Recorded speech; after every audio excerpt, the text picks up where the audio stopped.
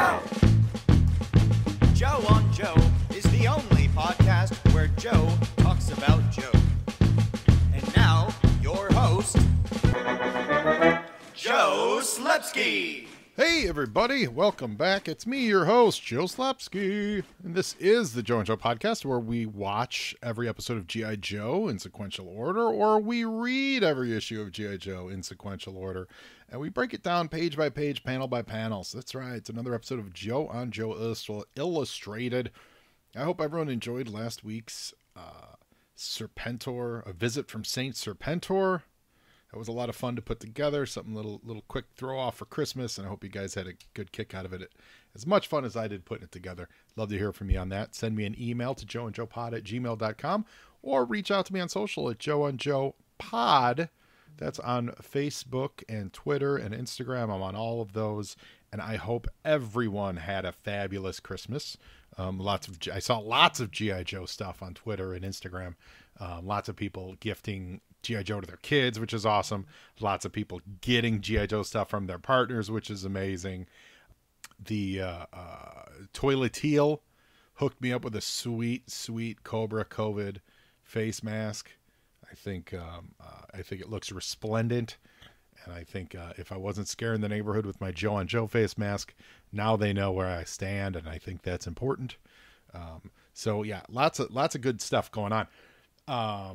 Let me think. Oh, if you're listening to this, and this will go live on the 30th, there's still a couple more days left. Over on Gamefly, they've got the G.I. Joe video game, Operation Blackout, which is only a few months old, and I think it's $12.99. So if you haven't bought G.I. Joe Operation Blackout yet for PlayStation or Xbox, check it out. It's in the used game sale, and it ends December 4th. So if you're listening to this past December 4th, you're out of luck, my friend. Get on the bandwagon. So this week, we are looking at G.I. Joe number 63. This is a personal favorite. I've got a real personal connection to this issue. We're going to get into that right after this word from our sponsor. Listeners, I know what you need in your life. You need more podcasts. And you also love movies. So why not do a podcast that's about not one movie. It's about not two movies. It's about 3 movies and a meal. I'm talking the Movies and a Meal podcast. This show is great. It's brought to you by Keith, Brad, and Ben, and each week they bring a new movie to the table, which they all discuss as a group. And it's not, your highfalutin movies. It's What We Do in the Shadows, The Fantastic Four, Rise of the Silver Surfer, and Out of Sight. It's Bad Education, Ghost Rider, and A View to a Kill. It's X-Men Last Stand, Queen Sugar, The Mandalorian, and Major League 2. They are a lot of fun to listen to. You guys know Ben. It's our friend Ben Pensarga. He was a guest on Joe and Joe. In fact, Ben was the very first remote guest that I ever had on this podcast, so he's always got a special place in my heart. I'm really digging this. I just started listening to it last week. It is a lot of fun. They bring a guest in. The guest, I listened to their Heathers episode. They were joined by Kelly, and she went in depth on her favorite movie, which was Heathers, and it made me want to go watch Heathers to watch with them. I really dig it. So guys, find them out there at Movies and a Meal, Twitter, Instagram. Their website is moviesandameal.podbean.com. They put out 1 episode a week. Give them a listen, guys. Support them. Let them know Joe on Joe sent you. I don't think you're going to be disappointed. It is quite entertaining. And now back to the show. And we're back. So I know what you're thinking, Joe. Why a personal connection to this issue? It's not like a a very special episode of G.I. Joe or some kind of emotionally gripping one. This is an issue that I took with me on a fishing trip when I would have been 12 years old. And as we talked before, we're saying this was out in September of '87, but that's the cover date. It's not the actual on sale date. That's the date of that they were telling newsstanders to take off the stands. So, but the internet being the internet, and information being what it is, when you go online and you look at websites and be like, what was published in September of '87, all the websites, they all go by this cover date, but it's erroneous. So if you're hearing this and you hear me say, it's not right. It's usually about 2 or 3 months before it. So in September of '87, this would have been out in July of '87. But for simplicity's sake, And I guess this is why these problems are continue to propagate, because no one takes a stand. But you know what? I just don't have it in me to take a stand on this. So this definitely was out in July of '87, but we're saying September of '87. It's G.I. Joe. It's the wonderful Mike Zeck cover with Snake Eyes on it and Scarlett, and they're walking through that minefield. This book, you guys know the cover. It's a cool cover. But this was with me on a fishing trip that I took with my dad when we went to Wisconsin for like 2 weeks or something like that, to a family bolt hole in Hayward, Wisconsin. And was there with my grandfather and my Uncle Joe, both now passed, and my Uncle Jay, he's now passed as well. And so even back then, it always had a lot of memories for me. But now I think back, and that trip was real special. And this comic book was one of the few comics that I brought with me. I can't remember any other ones that I brought. I think this might have been the only comic. I specifically remember because you had to get in a boat to cross the lake. It was on Moose Lake. You had to get on a million Moose Lakes up there, right? But you had to get on a boat to actually get to the cabin. It was back then. It was really, really remote. There were no tote roads. You had to unload your dock, and then you had to ride 45 minutes to an hour across this lake to get to it. And I specifically remember the whole time going, because I didn't have bags or boards for my books at the time. Like, I hope my comic book doesn't get wet. I can't. And I think I even said to my dad, look, I can't let my comic book get wet, Dad. Like, I don't, because I knew I had to keep it in good shape because it was so awesome. And of course it had Snake Eyes on the cover. And what makes me happier than, Snake Eyes in that sweet outfit, right? Nothing. And then over the course of that week, I must have read this book 50 times. Like, rereading it today for the show is probably the first time in realistically 20 years that I've read it. And it all came back to me. Like every panel, every moment, it just came back so quick. It's such a good episode. It's very much a filler. It's like a midway. It's not like anything pivotal happens in it, but that's part of what we're going to talk about today. That there's really good storytelling going on here, and really good storytelling for new readers. And at the time, I think I would have been a relatively new reader of G.I. Joe. I think I'd only been reading G.I. Joe for like a year or so. So, so I'm excited. I'm very happy to get into it. And before we do, though, we start all of our Joe and Joe Illustrated episodes with a segment we like to call You Was Saying. And this is where we take a look at comic books that were on the shelves the same month as this issue. So while the month may not be right, we definitely do have synchronicity with what other comics were on the shelves at the same time. So that much is true. I can count on that. And let's start over at Marvel Comics, and it's Captain America 333. This is where they give the title of Captain America from Steve Rogers over to what he was called. He's now called the U.S. Agent. I believe he was originally the Patriot, and his name was, I think his original name was Jack Daniels, and then they changed him to Johnny Walker. So I think his current name is John Walker, but originally I believe it was Jack Daniels, if my memory is serving. Well, this 333, the previous issue was when they stripped Cap of the uniform, and 333 they filled the uniform with, I believe his name was the Patriot, who was introduced about 4 or 5 issues earlier. So that's a really cool, and it's a great storyline too. Mark Grunwald, really, really kind of redefining Spider-Man for the ages, or Spider-Man, Captain America. I said Spider-Man because my eyes just glanced up to another amazing issue that was on the shelves. And definitely, probably, I would say definitely the biggest issue this month for Marvel, unless something else pops up. It's Amazing Spider-Man Annual number 21.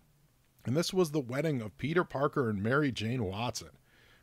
It was epic. It's a book that still commands, I believe it commands like $40 on the back issue market. And even though it, null and void these days, they're not divorced, of course, but they were not, quote unquote, never married. But it was a great cover. John Romita Sr., if memory serves, drew it, and Mary Jane looks great. Peter looks great. They got the spider heart in the background, and you got villains facing off against the heroes, like Wolverine's there, Cyclops, Human Torch, Captain America, and you got Electro, Doc Ock, Kingpin, and maybe the Lizard. I can't see in the background there from this thumbnail, but it's just a great issue, and and the wedding was a big deal. I don't know how much you guys remember it, but Mary Jane's dress was designed by, I believe the guy's name was Willie Smith. No, not Will Smith. Willie something.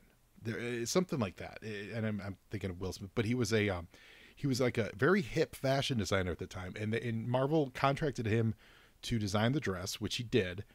Then someone in a version of that dress married Peter Parker, married a guy in a Spider-Man suit. I want to say at it's either a Yankees game or a Mets game. And I hope that so I'm from Chicago. So like I know South Side is tend to be Sox fans and North Siders tend to be Cub fans. And so I don't know my New York regionalities that well, but if Peter should have been a Mets fan, I hope the wedding was at Shea Stadium with the Mets. And I think it was, based on where he would have been growing up in Queens. But either way, I know it was at a Major League Baseball park, and they had a big to-do. It was covered in all the media. Stan Lee was all over it pimping. It was a real big deal. And it changed the status quo for Spider-Man for 87, for 20 years. Yeah, they didn't reverse that wedding until the mid-2000s. So yeah, it really did change the status quo for 20 years. And I thought it was great. I thought having a married Peter was fantastic. I thought it worked really well. He still had problems. Sure, his wife was a supermodel and a soap opera actress star and all that stuff. But you know what? More money, more problems is all I'm saying about Peter Parker. And his problems never stopped. So I was a big fan. So that issue is very, very cool. Lots of Action Force on the stands. We love that. Marvel Saga was, which is a soft spot in my heart. It's not a fabulous read, I think, for most modern day readers, but it was a book that collected panels from old Marvel comics, and it told you the history of Marvel comics panel by panel. And it was a real big influence on me when I was a very young reader. I would have actually found it around this time, I think. And I was able to snap up I think it was only 25 issues. I was able to snap up all those issues relatively cheap. And then that's how I learned what the Marvel Universe was all about. Remember, at the time, Marvel was only about 25 years old.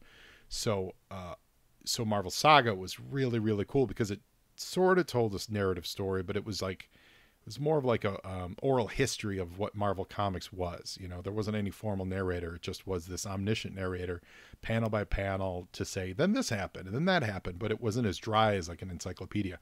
And this issue was centered around Peter and Mary Jane's romance. And there's a great cover of Spider-Man sliding a diamond ring on a Mary Jane's finger.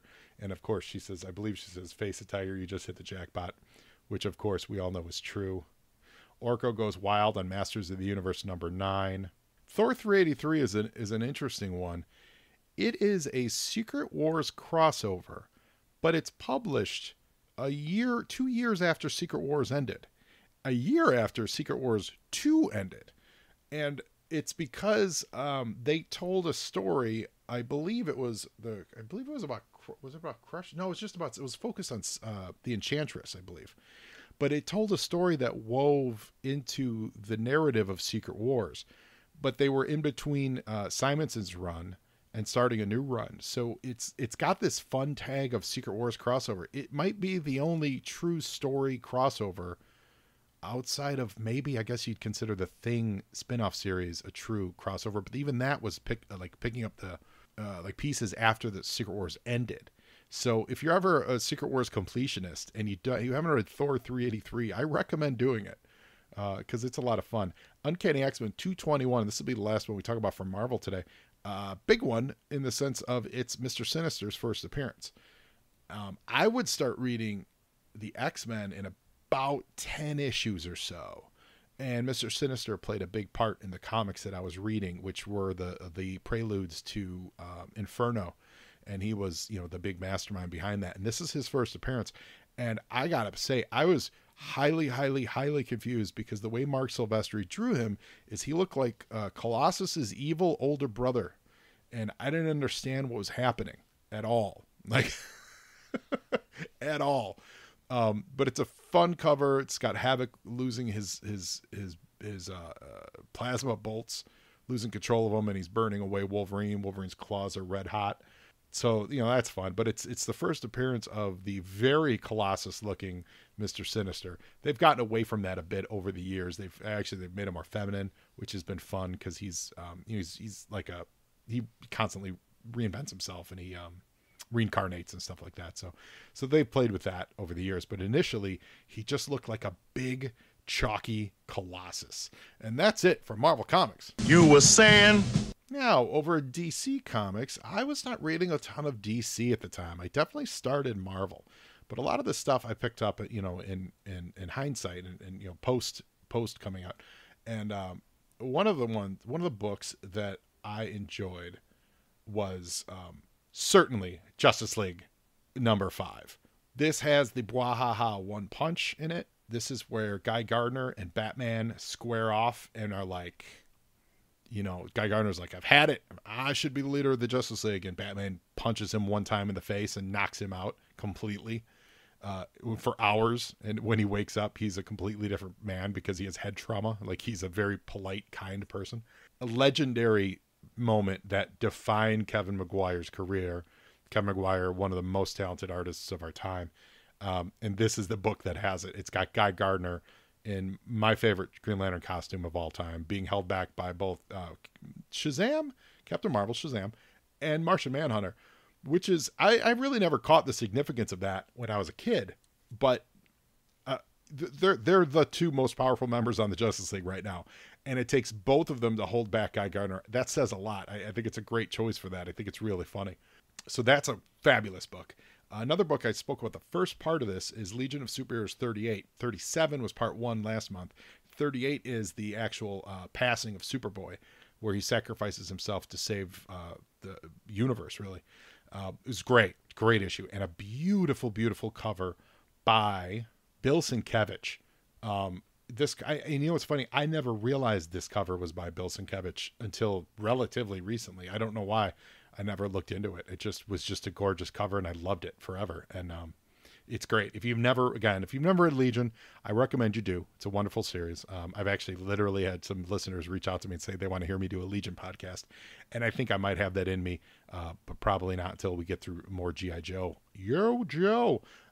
But I love this era of Legion, and these two books specifically, 37 and 38. If you're near a local comic shop, this era has not been reprinted by DC much. It's criminal. They finally got around doing it 5 years later. This would have been the previous stuff. I hope they do an omnibus collection. You could fit the whole series in just 2 omnibuy, like 75% omnibuy, because it's only 60 some issues plus some annuals. You do 30, 35 issues a piece, you're set. Plus, a few crossover issues here and there. They absolutely should do that. This is a great era of Legion, but if you're at LCS and they have a nice back issue selection, I urge you pick up Legions 36 or 37 and 38, and it's from the it's like Volume 2 era. So it's they called it the Baxter series. It's the one from '87. Look for that. You will not be disappointed, even if you don't know what's going on. It's such a great story. It'll absolutely move you to tears. Wonder Woman. Volume 2, number 6. This is George Perez, and this was George Perez where post-crisis they gave the reins of Wonder Woman to George Perez. They gave Batman not the full reins, but Frank Miller put his stamp on Batman post-crisis. With Year One and Dark Knight Returns and all that, and then Superman certainly was given to John Byrne, 100%. And so with George Perez, when he took over Wonder Woman, first of all, he did a fabulous job. I adore this whole run, and again, this is something I can't recommend highly enough. First of all, his artwork is probably the pinnacle of his career. The stories that he told really, really, really redefined Wonder Woman for today's age. I think she had gotten a little stale or a little lost of what her mission was, and he really redefined it. And most importantly, he really tied her in with the Greek gods and the pantheon and all that stuff. They did about 5 issues that were set kind of restarting her. And my understanding, I may be wrong, but I'm fairly positive I read this somewhere, that there was, at the time with DC with rebooting Crisis, there was a lot of consternation over continuity, and rightfully so. So people needed to make sure that, as Superman restarted, he was the first hero. So Wonder Woman couldn't have been in World War II. So, we had to have Superman be the first hero. He was never Superboy. That's why Legion got screwed up, like all those little rules. It's how Hawkman got completely broken, et cetera, and so on. My understanding is Perez's first few issues of Wonder Woman, setting her up as this kind of fresh to the world, kind of naive, very much like they play her in the first Wonder Woman movie. It was welcome from a creative perspective, but my understanding is it didn't necessarily fit what they wanted Wonder Woman, the brand, to be at DC, where they wanted her to be more established. They couldn't have both Superman being fresh in the world and Wonder Woman being fresh in the world at the same time. This is completely my anecdotal understanding of it. So this issue, reason I'm bringing all that up, is I believe this issue was their catch-up issue, because it says it's called Time Passages, and if you read it, it's a lot of like vignettes, and it truly moves you through time. So like it sets up the first 5 issues as being like, yeah, that happened some vague amount of time ago, and now here she is in the modern, in the current DCU, you know, continuity free. And she's not as rookie or green as she was in the first 5 issues of it. That's always been my understanding of this issue, is to catch her up. I mean, as far as her enrollment in the Justice League, you know, because they had to revamp that because he said she wasn't there from the beginning. You know, they had to have Black Canary replace her for a time. You know, like all those kinds of weird continuity things. That this was an effort to kind of catch all that back up, and it makes sense because you're about what? Oh, I'm sorry. Did I say volume number 6? It's number 8. It's issue number 8. My eyes are terrible. But it's issue 8. So that what that is that gives you a few issues of the book where people read it and loved it, I'm sure. But then they were like, all right, we're gonna fix it a little bit. So you know, 6-7 issues into it, they're able to kind of do a soft reset just to catch the storyline up, but certainly not change the direction that he did. That's always been my take on this issue, and I appreciate it for that, because it's still really, really good. And that's it for now, we'll say, for DC Comics. You were saying? And now we go to film. 1987, September. We've got... This was a funny movie that I never really got when I was a kid, and I need to revisit now as an adult who appreciates B movies more.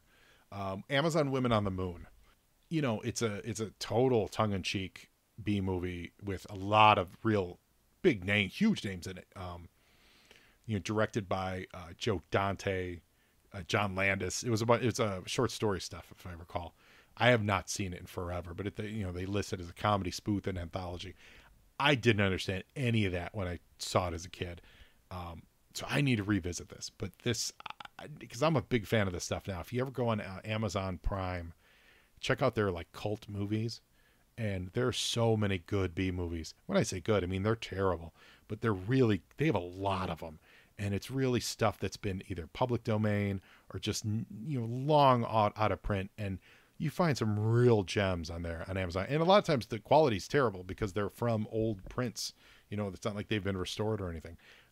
But it's a real nice look into the untalked about side of motion pictures.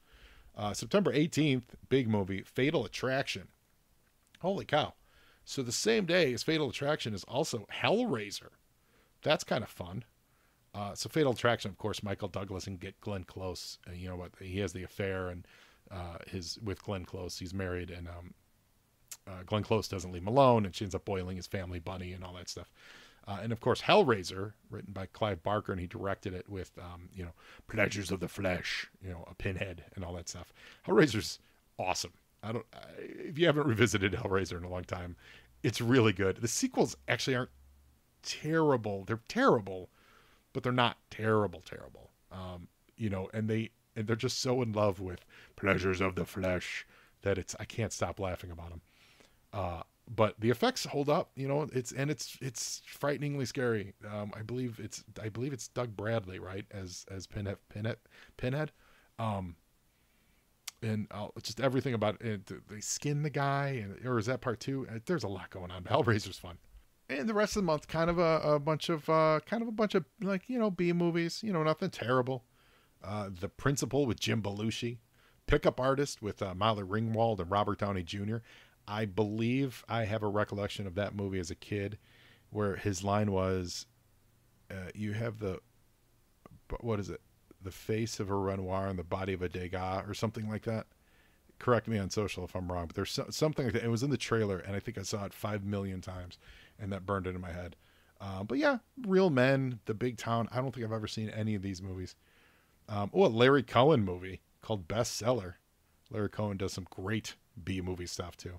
So kind of a quiet month in the movies in September 1987. So now it's time to get to the main show, guys. Something in there bothers Snake Eyes. G.I. Joe number 63. So we briefly touched on it earlier, but now let's dig into it. This cover Mike Zeck, I don't know if it's intentional or not. Obviously they were aware when they were doing it, but I don't know if there's a sign that says danger minefield on it, but then that sign itself is also being obscured by what would have been the UPC code or the Spider-Man face in the corner. So I wonder if Mike Zeck originally designed it to also, because it's obscured and it's like it's been knocked down to where Snake Eyes and Scarlett wouldn't see it, but then we also are being obscured by the UPC code. These guys are professionals. They know where these boxes go. I got to assume that that's also on purpose, which is a meta layer of fantastic about this cover. It's great. Snake Eyes' outfit has never looked better. I feel like this is the version that I'd always reference whenever I wanted to draw it as a kid, because it looks really, really great. Lots of good details on it. Lots of great lighting. There's like you don't know what it is. It could be the sun. It could be a spotlight. But there's this strong, bright light behind Snake Eyes and Scarlett that lights up their backsides really, really well. Yeah, very cool. It's just a strong blue cover. And Scarlett looks great. She's, dressed in her purple, orange gear. Has anyone ever talked to Jim Starlin? Did G.I. Joe rip off Scarlett, or did Scarlett rip off Jim Starlin for that character from Dreadstar that wears the exact same outfit? I've always wondered the answer to that. Does anyone know? If you're listening, do you guys know that? I don't remember that character's name, but you know the one I'm talking about. If you ever read Dreadstar or seen ads for Dreadstar, like they were also published by Marvel too, which is even wilder. I'd see ads for Dreadstar, and I'd always be like, "How is Scarlett in this book as well as in G.I. Joe?" But I love it. This cover's fantastic. Mike Zeck and Bob McLeod. Yo, Joe! Going Under by Larry Hama. Pencils by Ron Wagner. Andy Mushinski on inks. Bob Sharon coloring. Joe Rosen letters. Bob Harris editor, and Jim Shooter in chief. This is a great opening. There's a lot to be said here. A little confusing for a kid who didn't understand what Grenada was. But we're on the now peaceful Caribbean island of Grenada. Grenada. Let's call the whole thing off. We've got Snake Eyes and Scarlett laying on the beach, catching some sun, and it's Flint and Lady Jaye frolicking in the water. And off the shore, just crashed for no reason, is a helicopter.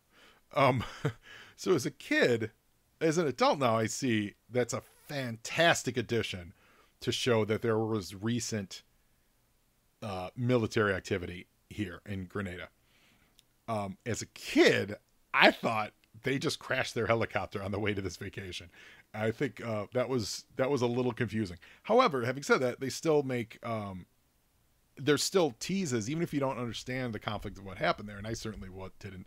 It said, when Larry writes the now peaceful Caribbean island, implying that there was some military action there before. So that's really all we need to know.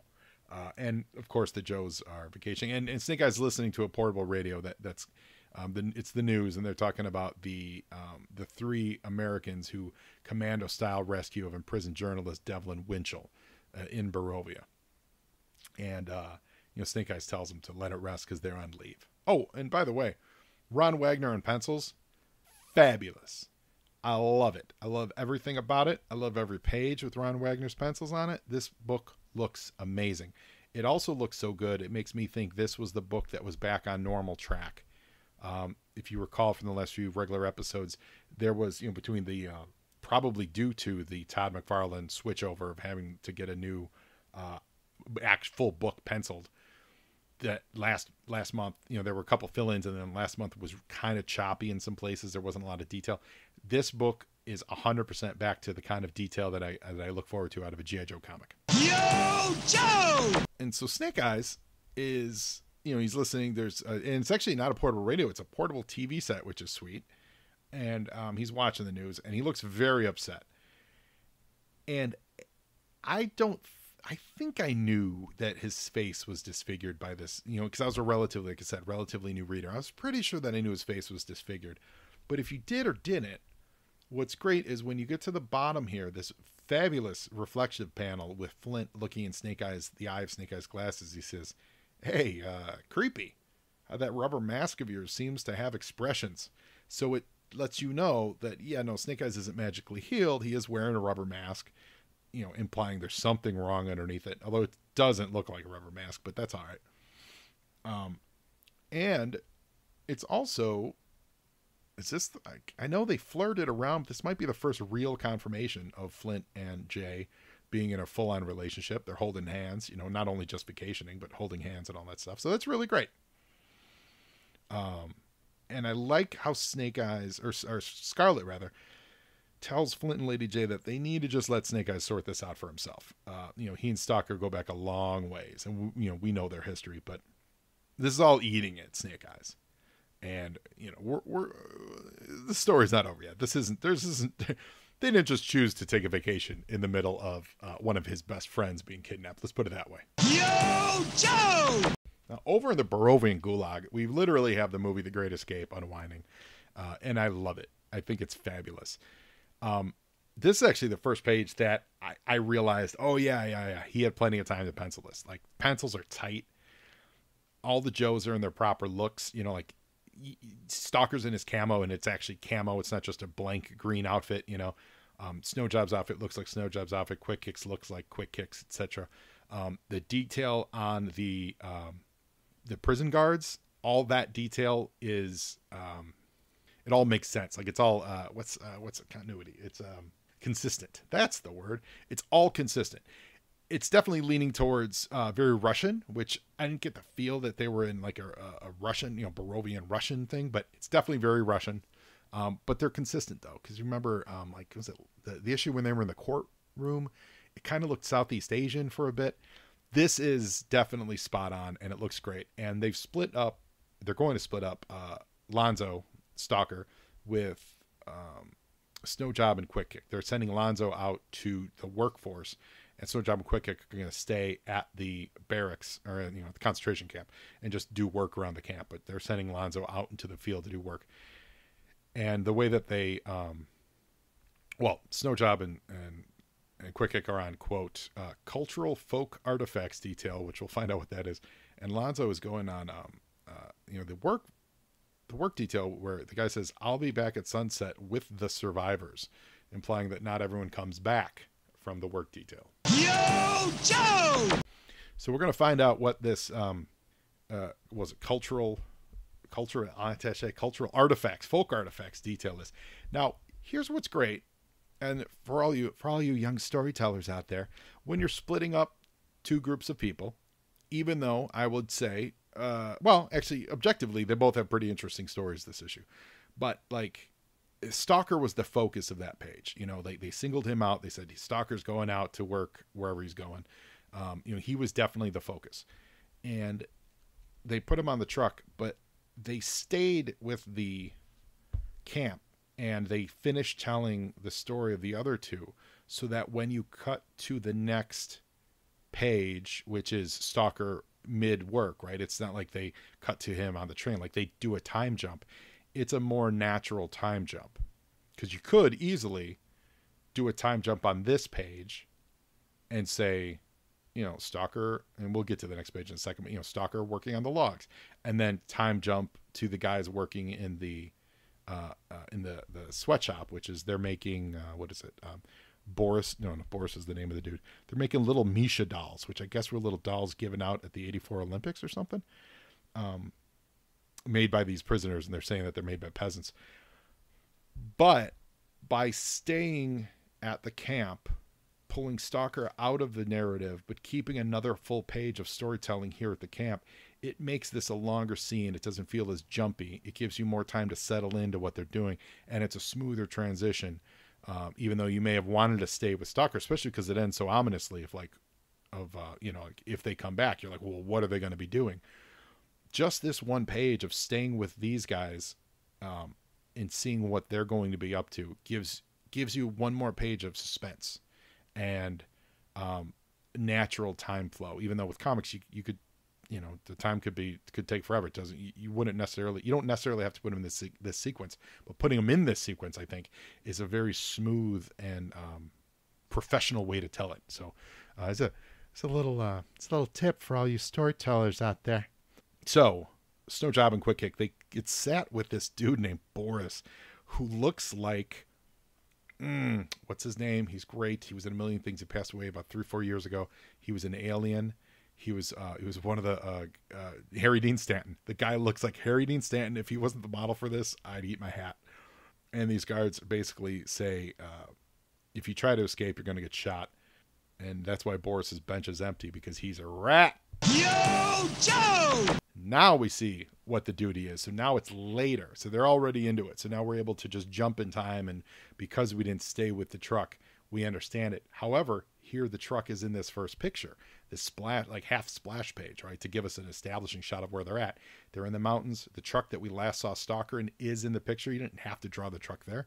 I would imagine most modern readers wouldn't. They would probably start with some big glory camo, like close up of Stalker, like sweating. But they don't. This book takes the time to not do that. It says, here we are in the mountains. It's a logging camp. In this picture, you can. They even drew the logs in the water. You know, they float logs down like channels of water to get them up and downstream and stuff.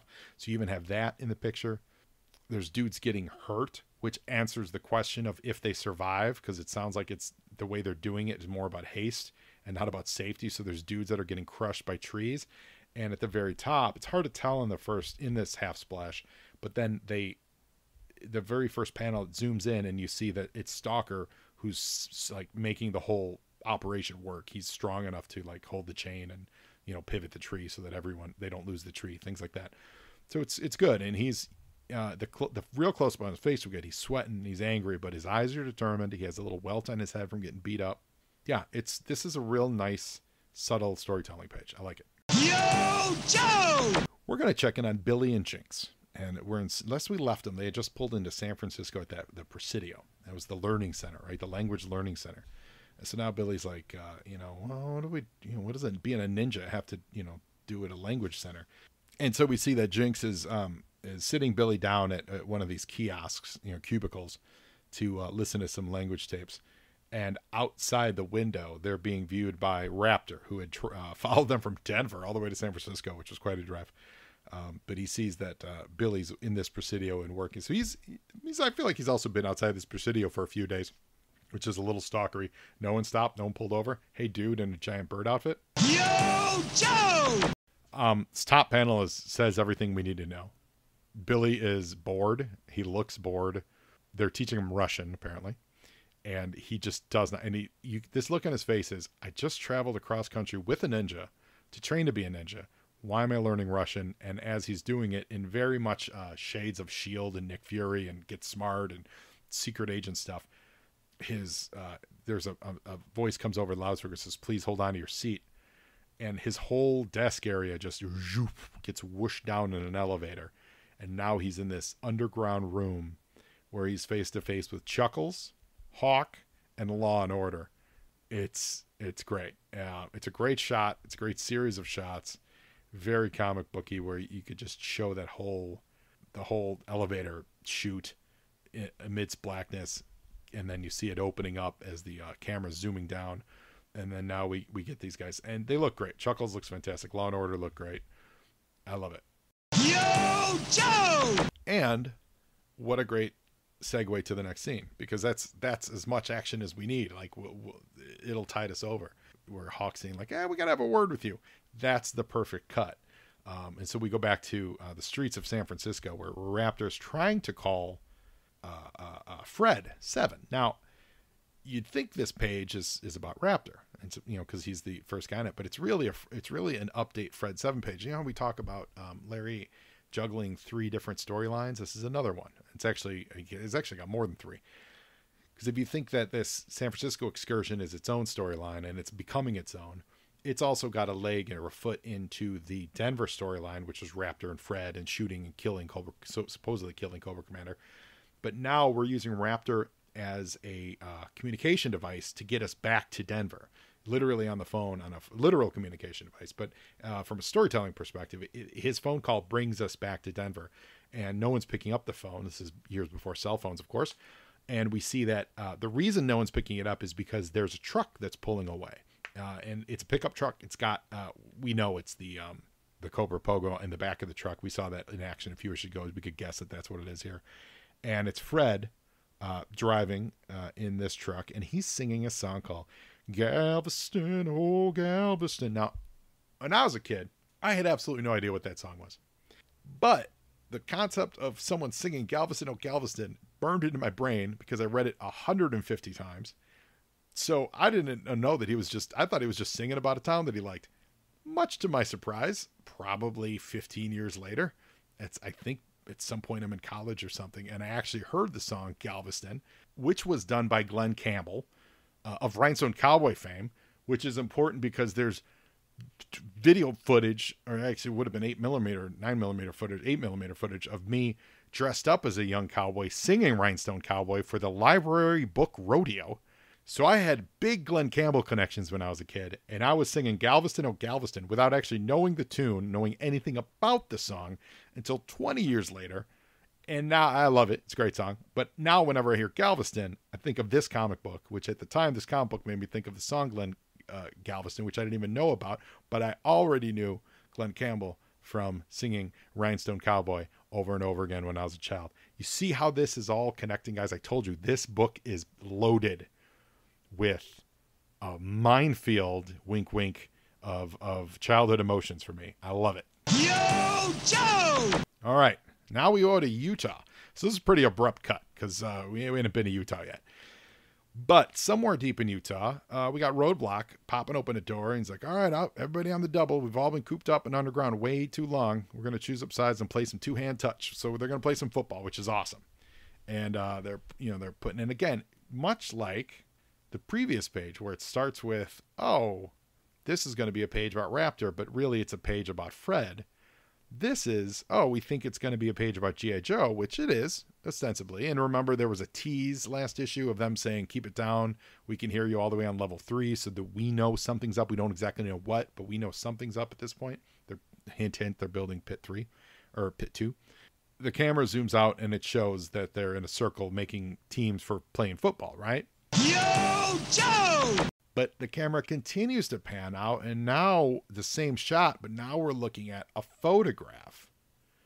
And the photograph was taken by a spy satellite, and now we continue to pull back, and it's actually Mindbender and Serpentor, and they're like, well, there's too many Joes came out of that one barrack than would normally be situated there. So there must be something going on underneath. And we also saw heavy machinery driving up, and that heavy machinery is nowhere to be found. So they took this from a spy satellite, and it's just an empty spot in the desert. So they're getting a hint that the Joes are up to something in the Utah desert. So these 2 pages are dynamite. It catches us up on the Joes. It teases us about the pit, and then it seamlessly, man, without missing a beat, brings in Cobra and lets us know that Cobra's paying attention to what's happening to the Joes, and they got an eye on him. It is great. There's some really great storytelling. I don't want to say tricks, tools, and techniques being used in this book that it's just dynamite. Yo, Joe! Now, back in Grenada, the sun has gone down. Flint and Lady Jaye are walking behind Scarlett and Snake Eyes. As they're walking, an old blind black man comes walking up, and he's wearing his sunglasses. He actually looks very much like, and I would not be surprised if this was their inspiration, the blind dude from the beginning of the James Bond movie that was set in Jamaica, where was it? Am I thinking Dr. No? The one that opens with 3 blind mice, and it's the blind guy that's he's going through the beginning of the movie, but he's actually the assassin the whole time. It's great. A lot of fun. I forget which Bond it is, but this guy, the way they have Blind Master drawn is absolutely referencing that, and it's great. But he walks up and he pretends he doesn't know who they are. He says, my daughter, she'd be flying in from the mainland, and I need to meet her at the airfield. He grabs Snake Eyes' arm, quote unquote, Blind Master, and he doesn't identify as a Blind Master. He's just a local, and he takes Snake Eyes into this field to take a shortcut to the airport. And of course, Scarlett's like, I'll go with them for the walk. We'll meet you guys back at the hotel. Scarlett's, they're all like, yeah, let's do it, guys. Come on. Yo, Joe! Now, they're still within earshot. So, and also they're still on, they're still in eye shot of us, the reader. So Blind Master is making all this small talk. Like, I like that Ronald Reagan, like he do all right by Grenada. And Scarlett's waving goodbye to them, and everyone's happy and everyone's helping out. But Flint is Flint. First of all, Flint's great. He's underrated, man. Flint is never, even when you think he's not paying attention, he's paying attention. And there's something about this looks really familiar to him. And something's weird. He knows something's up. And Lady Jaye's like, yeah, you probably saw this from all the coverage of when the Americans invaded. This was the airport that they invaded at. And Flint's like, that's right. And he realizes what it was. And he looks and he sees that there's a sign that's been knocked over. And some fool tore down the sign. And it says they were using a bunch of metal detectors to locate mines. And the look on his face is that of shock. Yo, Joe! And this great half splash page of him, just a wham of the mine going off and Flint yelling, Snake Eyes, Scarlett, that field is mine. And there's a huge explosion. There's a big crater smoking in there.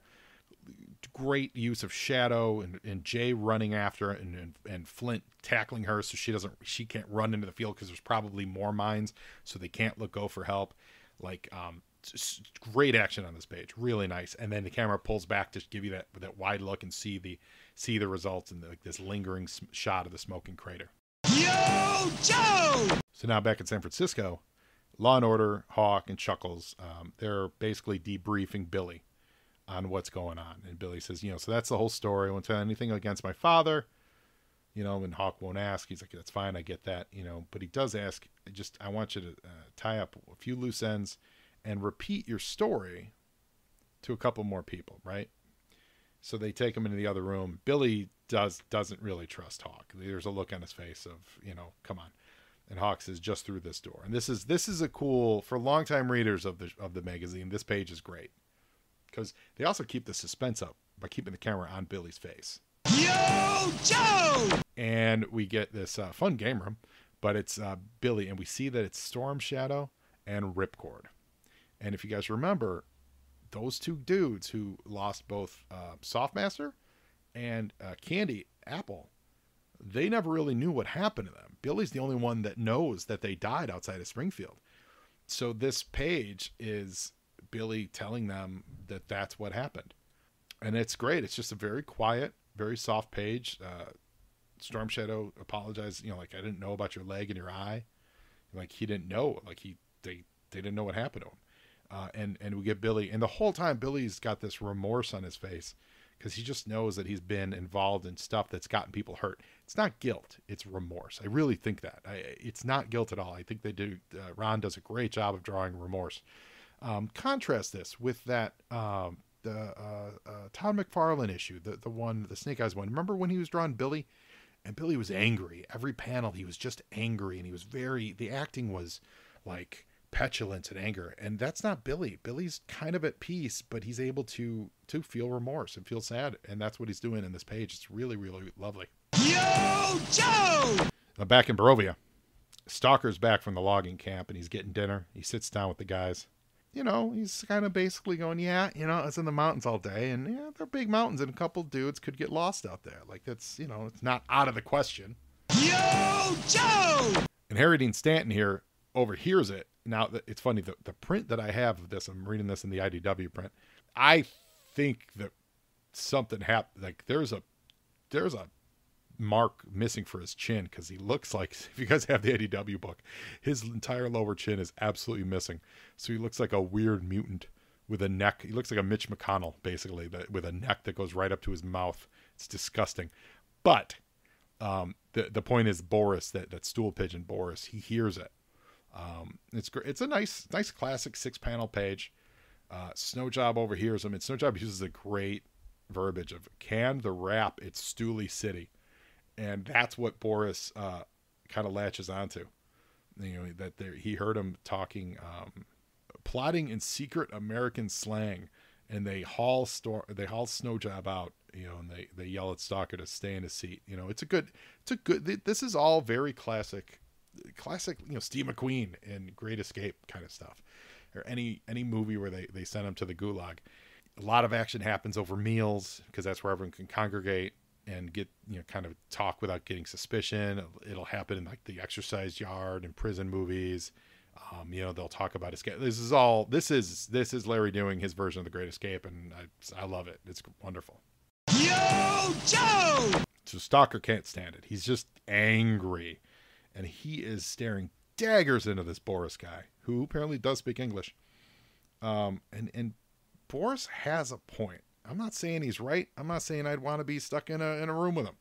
But he says, you can't blame me. We do what we must to survive. There's no escape. There's no hope here, except that the only way to survive is to make it easier on ourselves. And if that means he has to rat 3 strangers out, he's going to rat 3 strangers out. So it's easier on him. He's not wrong. And that's what prison does to people. It's rough. I mean, but that's kind of the reality of this situation. Like in this two panels, Larry humanizes Boris in a real way. Yo, Joe! So now we're back in Grenada, and now the sun is 100% gone down, right? So now it's really dark, and there's a lot of deep shadows with floodlights illuminating the field that exploded with the mine. And Flint's on the phone with Hawk, and he's talking about the minefield. And the locals are saying that they cleared this field, and they said that they double checked it, and it would have been impossible for a mine that was that large to have been overlooked when they cleared the field. And he's saying there's no trace of any bodies. It's like they all disappeared. So Hawk says, hold on, and he fills in the guys that are there, Storm Shadow and Billy and Ripcord. He says Snake Eyes and Scarlett went for a walk through a field with a blind man, and they stepped on a landmine. He says they all disappeared. And Stormy looks very shocked. Yo, Joe! This is a fun page. This is a kind of a layout that we don't see a lot in G.I. Joe. All acting. So top panel, it's a traditional, view of the room. Storm Shadow kind of relaxed, actually, especially after hearing his best friend just died, Snake Eyes. Hand me the phone. Somebody's mistaken. Like, a ninja does not step on a landmine. He's so assured of this, and that's fabulous. And we get this talking head scene. And it's all acting by Ron Wagner here. Great. And Mushinsky. I don't mean to shortchange it. It's Storm Shadow being inquisitive, and then he's shocked, and then he knows what's up. And Flint being like, yeah, I told you. And then Flint being like, yeah, like, wait a minute, you know this guy? And then finally he's shocked. Flint's shocked because Storm Shadow knows more about what's going on than Flint, and he's there.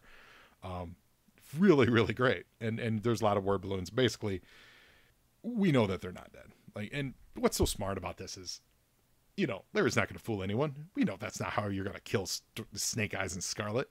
But it's a fun ruse for this issue, to keep us on suspense to get to the end of the issue. And so, of course, we're going to give up the game here. And we find out that, yeah, of course, Storm Shadow knows him. Talking about the blind master, saying he was always good at that sort of thing, and I guess he still is. Yo, Joe! And now we're heading back to Galveston, and we see that Fred 7 has now made his way down to sunny Galveston. We hear this over the radio, which is nice. I love it when you use items in the scene to relay the information. And it's also 2 days later, which is important. So some time has passed since he left Denver and everyone blew up. But you're using something that's in the scene to relay it naturally. It's not just he's talking to himself saying, man, I can't believe I got to Galveston in just 2 days. It's the radio station, and he's listening to it, and he's pulling into a marina. Yo, Joe! And we have the first appearance of Captain Min. If memory serves, I think he sticks around for a while. I really do. I had forgotten all about him, actually. And I think he does stick around, because doesn't he get buried, spoiler alert, on Cobra Island in 20 issues or so when they have that big civil war? I think he does. I think he's part of that crew. So he's working on a boat, and Fred just says, give me a lift. Give me out there in the middle of the Gulf of Mexico. And he's like, nothing out there, just water and Cobra Island. He's like, bingo. So we don't technically know what he's up to, but we've got enough hints that we think we know what he's going to be doing. I like, from a hint perspective, they didn't show you the Cobra Commander armor this issue. They just, the pogo plane, and we know what he was up to last time. So that's it, guys. Again, very much a get you from point A to point B issue.